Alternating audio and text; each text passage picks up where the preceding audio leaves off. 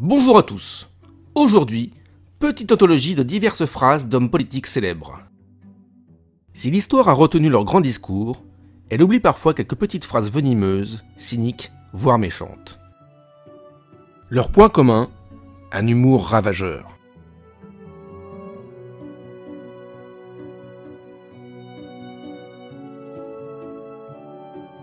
Si Napoléon savait s'entourer des meilleurs, cela ne veut pas dire que ceux-ci s'appréciaient, bien au contraire. Les rivalités étaient farouches, la pire étant celle qui opposait Joseph Fouché, le redoutable ministre de la police, et Charles-Maurice de Talleyrand, le non moins redoutable ministre des Affaires étrangères. Dans Mémoires d'outre-tombe, Chateaubriand raconte qu'en apercevant Talleyrand aux côtés de Fouché, il eut l'impression de voir le vice appuyé sur le bras du crime. Des crimes, Fouché en avait effectivement commis beaucoup, et des vices, Talleyrand n'en manquait pas. Notamment celui de la corruption. Durant son ministère, il reçut de l'argent de l'Angleterre, de la Prusse, de l'Autriche, de la Russie, de l'Espagne et du Portugal. Napoléon n'était pas dupe des manières polies et du diplomate, lui lançant un jour « Vous n'êtes que de la merde dans un bas de soie ». Pourtant, il garda longtemps à ses côtés le diable boiteux, sans doute à cause de cette phrase prophétique « Il semble que je porte malheur à tous les gouvernements qui me négligent ». Ce qui ne l'empêcha pas de trahir successivement la monarchie, la République et l'Empire. Il se justifia habilement en déclarant que s'il avait été infidèle au régime, il était toujours resté fidèle à la France. Lorsque Talleyrand fut nommé vice-chancelier, Fouché indiqua ironiquement que c'était bien le seul vice qui lui manquait. Le ministre de la police n'en était pas moins cynique que son rival. Il établissait des dossiers à charge sur tous ses rivaux pour les faire chanter. Sa police était surpuissante, réprimant sans vergogne toute opinion hostile au pouvoir, ce qui lui permit de dire « Avec une bonne police, il ne peut y avoir qu'un bon gouvernement, puisque personne n'ira dire qu'il est mauvais, sauf ceux qui sont en prison pour avoir dit qu'il n'est pas bon. » Ivre de pouvoir, il n'hésitait jamais à rompre un serment, car selon lui, on n'a qu'une parole, il faut donc savoir la reprendre, surtout si on doit la redonner. C'est également à lui qu'on doit cette célèbre maxime, le pouvoir n'épuise que ceux qui n'exercent pas. Et de résumer, on fait de la politique pour avoir le pouvoir, et quand on a le pouvoir, on joue à faire de la politique. Pas étonnant que ces deux esprits retors aient survécu à tous les bouleversements politiques de leur époque.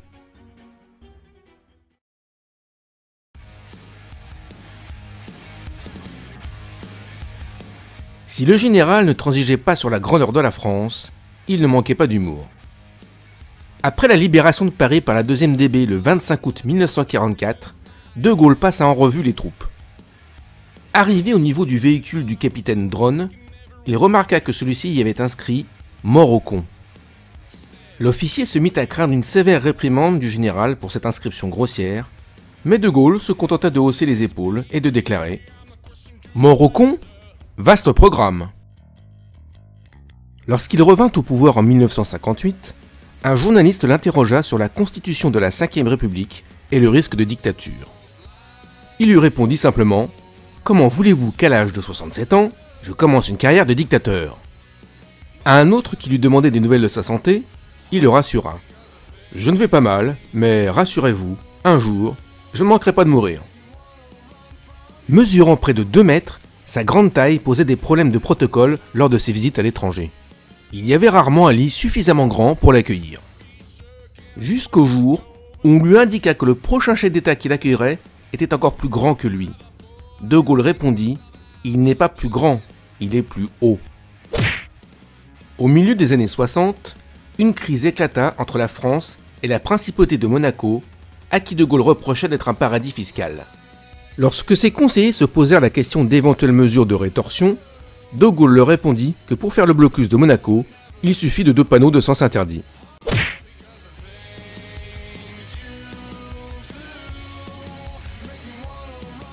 Le Premier ministre britannique était célèbre pour la puissance de ses discours et ses talents d'écrivain, au point qu'il reçut le prix Nobel de littérature en 1953. Mais comme tout bon politicien, il avait dans son escarcelle une série de citations et de petites phrases bien senties.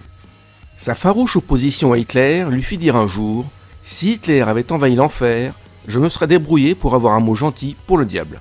Il n'avait néanmoins aucune illusion sur la démocratie, cette démocratie dont il disait qu'elle était selon lui le pire des régimes, à l'exception, bien sûr, de tous les autres.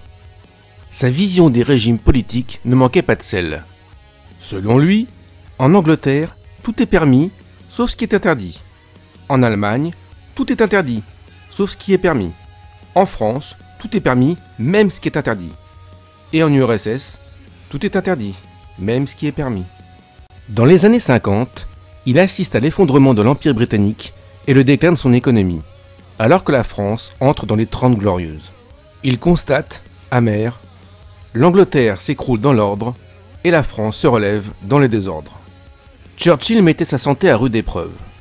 Il ne dormait que quelques heures par nuit, buvait toute la journée des quantités impressionnantes d'alcool et de vin, fumait cigare sur cigare et abusait de la bonne chair. Ce qui n'empêcha pas d'atteindre l'âge de 90 ans. Lorsqu'on lui demanda un jour quel était le secret de sa longévité, il répondit simplement « Jamais de sport ». Il ajouta qu'une pomme par jour éloigne le médecin, surtout si on vise bien. Il ne cachait pas son penchant pour la dive bouteille, qui l'aidait à garder toute son énergie. Il confia ainsi « Je n'ai dans le sang que des globules rouges. L'alcool a tué depuis belle lurette tous mes globules blancs. » En quittant le 10 Downing Street, il ne souhaita pas poursuivre une carrière de parlementaire. Après la guerre, 2 choix s'offraient à moi. Finir ma vie comme député ou comme alcoolique. Dieu merci, je ne suis plus député. Lors d'un dîner auquel il était convié, il vidait les verres de vin avec une impressionnante régularité. C'est alors qu'une des convives, une vieille aristocrate revêche qui le détestait, lui lança avec fiel « Si j'étais votre épouse, monsieur, je remplirais votre vin avec du cyanure. » Churchill lui répondit « Et si j'étais votre époux, madame, je le boirais. »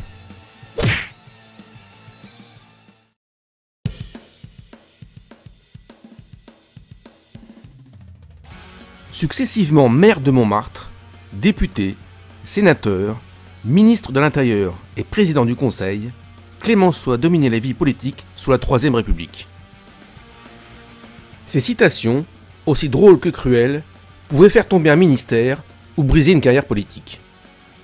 À ce jeu, Clémenceau était le maître, et il n'épargnait personne, à commencer par les fonctionnaires, dont il disait qu'ils étaient les meilleurs des maris, car lorsqu'ils rentrent le soir à la maison, ils ne sont pas fatigués et ont déjà lu le journal. Il les comparait aux livres d'une bibliothèque, car selon lui, ce sont les plus haut placés qui servent le moins. Il considérait d'ailleurs la France comme un pays très fertile, car on y plante des fonctionnaires et il y pousse des impôts. L'armée n'était pas épargnée. Considérant que la guerre est une chose trop sérieuse pour être confiée à des militaires, il surnommait le général Joffre, qui s'endormait systématiquement pendant les réunions, le sommeil d'Austerlitz. À propos du maréchal Lyautey, connu pour son courage et un goût certain pour les jeunes officiers, il disait « Voilà un militaire qui a des couilles au cul. L'ennui, c'est que ce ne sont pas toujours les siennes. »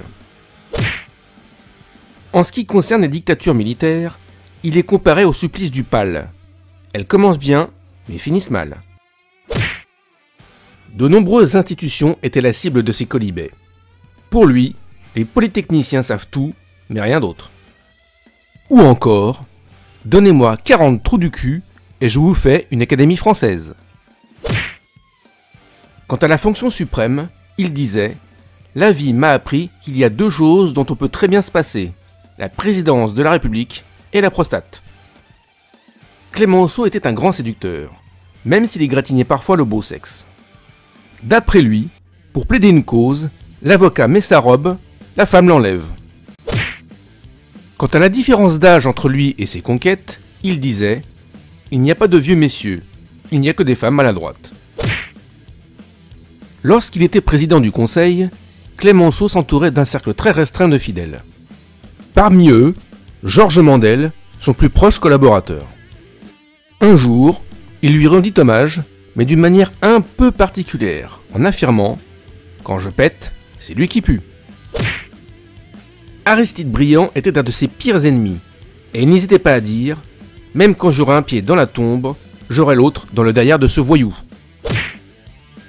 Même la mort était pour lui un sujet de sarcasme. En 1899, le président de la République Félix Faure est victime d'une crise cardiaque à l'Élysée alors qu'il est dans les bras de sa maîtresse. Le commentaire de Clémenceau fut sans appel. Il se voulait César, il a fini Pompée.